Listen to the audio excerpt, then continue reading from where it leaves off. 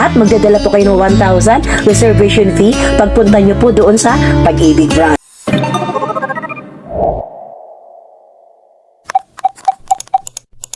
By the way mga kabing DR, matatanggap niyo pong invitation to purchase o ITP ay 2 kopya.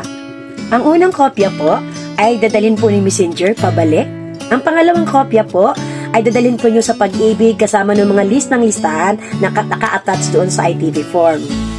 Yun po ang unang gagawin niyo mga kabing DR. Nandoon po sa listahan, lahat ng requirements ay niyo po yung kumpletuhin at magdadala po kayo ng 1,000 reservation fee pagpunta niyo po doon sa Pag-ibig branch. Take note po mga kabing DR, bibigyan lang po tayo pagka-receive ng ITP form ng 15 days ni Pag-ibig. Kailangan niyo po within 15 days malakad niyo po lahat. At ang nakakalungkot mga kabing DR, kapag po within 15 days, hindi nyo po na-isubmit lahat ng requirements po doon sa Pag-ibig branch, ay mabaliwala po lahat yung natanggap ninyong ITP. At ang pagkakaalam ko po, ay ibibigay po ito doon sa mas karapat-dapat na willing na mag-apply po. Kung wala pong desididong mag-apply, ay ipapasok na po ito sa website for bidding na po. At alam naman po natin mga kabing DR, kapag sa bidding marami po tayong mga kalaban, hindi po ba? Kaya kailangan po asikasuhin po natin after receiving the ITP form. Iksi lang mga kabing DR ang 15 days, kaya kailangan po asikasuhin na agad, makompleto at maisubmit na po with Xerox copy na po at original copy dalhin na rin po natin. At kung nasa Maynila naman kayo mga kabing DR, katulad po sa akin nasa Maynila ako, sa tapat po mga kabing DR ni Pag-ibig ay nandoon po yung Dumlao, andun po yung Xerox, print, at pwede na po kayo magpa-notary public. Sa notary po, 150 lang po. Kaya doon na po ako nagpapa-notary mga kabing DR at tatawid na lang po kayo papunta sa office ni Pag-ibig. Pag-akit po natin mga kabing DR sa taas ay nandoon po may mga upuan naman nakapila. Hindi po kayong umupo habang nag-iintay po ng inyong numero na matatawag. At kapag lumabas na po sa screen yung number po natin, ay pumunta po tayo sa Windows kung saan po nakalaan yung ating numero. At kakausapin po tayo ng marketing associate ni Pag-ibig kung ilang taon na tayo nakatira at paano natin nakuha yung ITP form para mapatunayan lang po natin sa kanila na tayo po talaga yung nakatira at tayo yung priority na mag-apply sa Pag-ibig sa ITP. At isasubmit po natin mga kabing DR ang mga documents na dala po natin at i-check po nila ito kung tama po. Then bibigyan po tayo ng payment order para magbayad po tayo ng 1,000 reservation fee sa cashier. After niyo po mabayaran mga kabing DR ang 1,000, babalik po kayo sa Windows kung saan po may nakausap kayong marketing associate. At kailangan niyo pong bumaba mga kabing DR sa baba dahil magpapa-Xerox po kayo ng 2 copy. Ang isang copy may iiwan sa kanila yung payment ng 1,000, then ang isang copy, dadalhin nyo po yon. Kopya na po ninyo yon.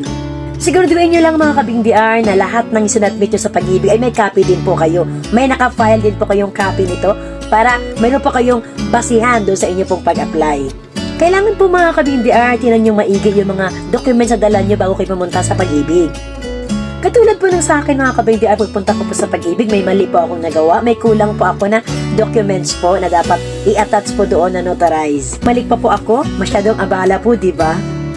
Ang na-receive ko po kasi na ITP ay pangalan po ng mister ko. Kaya inilagay ko pangalan ng mister ko sa lahat ng documents at yung anak ko po bilang pong owner. Kaso hindi po ganun mga kabing DR.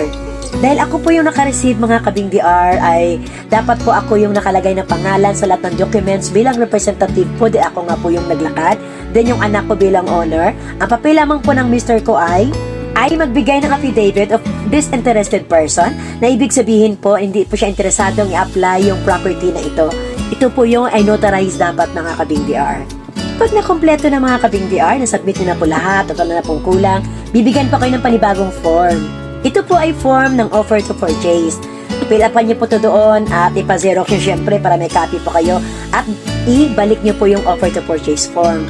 At reminder lamang po mga kabing DR, huwag po kayong mag-download ng offer to purchase form doon po sa website dahil po hindi po yon. Sila po mismo magbibigay sa iyo ng form ng offer to purchase. Galing po sa kanila. Baba po kayo para ipanotarize po uli yon. Kaya po para isang babaan, sabay-sabay nyo na po lahat. Para isang notarize na po lahat at isang Xerox, isang print na po lahat. At bibigyan po kayo mga kabing DR na isang form pa, katibayan sa pagtanggap. Pwede nyo po itong iuwi. At kasama na po ito na pipilapan po ninyo, complete ang fill up po nyo doon at kasama na po nyo i-attach sa mga requirements na panibagong ibibigay po sa inyo mga kabing DR ni Pag-ibig. After encoding your name sa system po ni Pag-ibig ay bibigyan niya po kayo ng panibagong list of requirements. Yun po, ay yun na pong asikasuhin po ninyo for 30 days naman po.